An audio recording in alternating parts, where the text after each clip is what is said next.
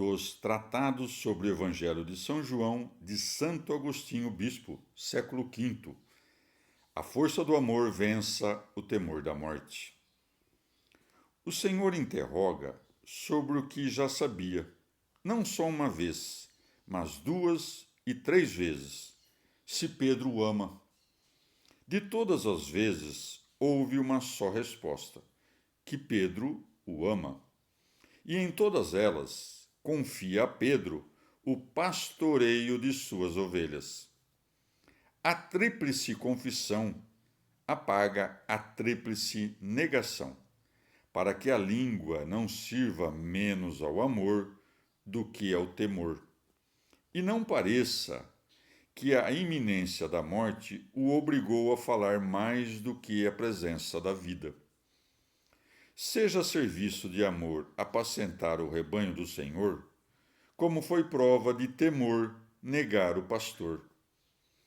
Quem apacenta as ovelhas de Cristo como se fossem suas, não ama a Cristo, mas a si mesmo.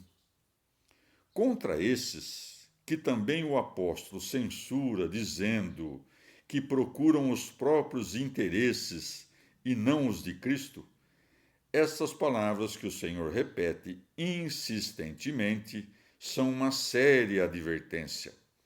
Então, que quer dizer tu me amas?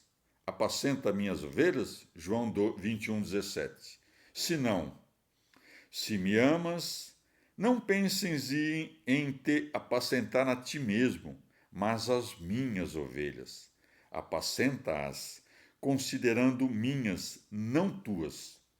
Procura nelas minha glória, não a tua. Meus interesses, não os teus. Não sejas daqueles que nos tempos de perigo só amam a si mesmos, e tudo o que deveria deste princípio, que é a raiz de todo o mal. Os que apacentam as ovelhas de Cristo não amem a si mesmos, não as apacentam como sendo próprias, mas como pertencentes a Cristo. O defeito que mais devem evitar os que apacentam as ovelhas de Cristo consiste em procurar os próprios interesses e não os de Jesus Cristo, destinando ao proveito próprio aqueles por quem Cristo derramou seu sangue. O amor de Cristo deve crescer até atingir tal grau de ardor espiritual naquele que apacenta as suas ovelhas, que supere até mesmo o natural medo da morte, que nos leva a não querer morrer, ainda que queiramos viver com Cristo. Contudo, por maior que seja o temor da morte, deve vencê-lo a força do amor, com que se ama aquele que, sendo nossa vida, quis sofrer até a morte por nós. Na verdade, se não houvesse ou fosse insignificante o mal da morte, não seria tão grande a glória dos mártires. Mas, se o bom pastor, que deu a vida por suas ovelhas, suscitou tantos mártires entre as suas ovelhas, quanto mais não devem lutar pela verdade até a morte e até o sangue contra o pecado.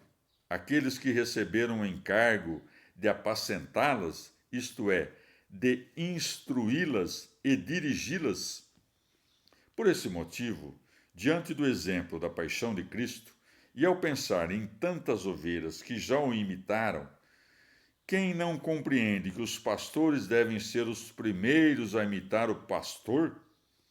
Na verdade, os mesmos pastores são também ovelhas do único rebanho, governado pelo único pastor. De todos nós, ele fez suas ovelhas, por todos nós padeceu. Para padecer por nós, por todos nós, ele mesmo se fez ovelha. Do Tratado sobre o Bem da Paciência, de São Cipriano Bispo e Mártir, século III. Esperamos o que não vemos.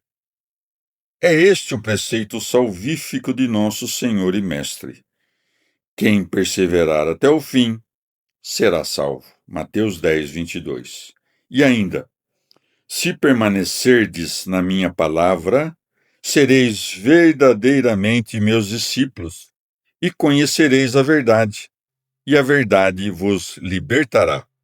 João 8, de 31 a 32.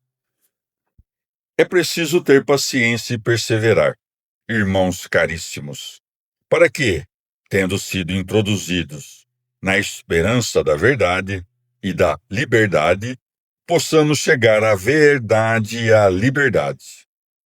O fato de sermos cristãos exige que tenhamos fé e esperança, mas a paciência é necessária para que elas possam dar seus frutos.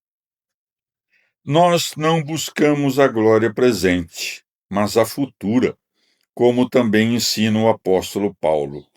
Já fomos salvos, mas na esperança. Ora, o objeto da esperança não é aquilo que se vê. Como pode alguém esperar o que já vê? Mas se esperamos o que não vemos, é porque o estamos aguardando mediante a perseverança. Romanos 8, 24 a 25.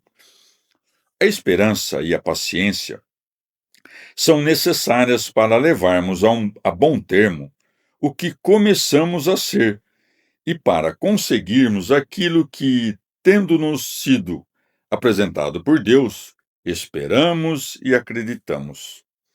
Noutro lugar, o mesmo apóstolo ensina os justos, os que praticam o bem e os que acumulam para si tesouros no céu, na esperança da felicidade eterna, a serem também pacientes, dizendo: portanto, enquanto temos tempo, façamos o bem a todos, principalmente aos irmãos na fé.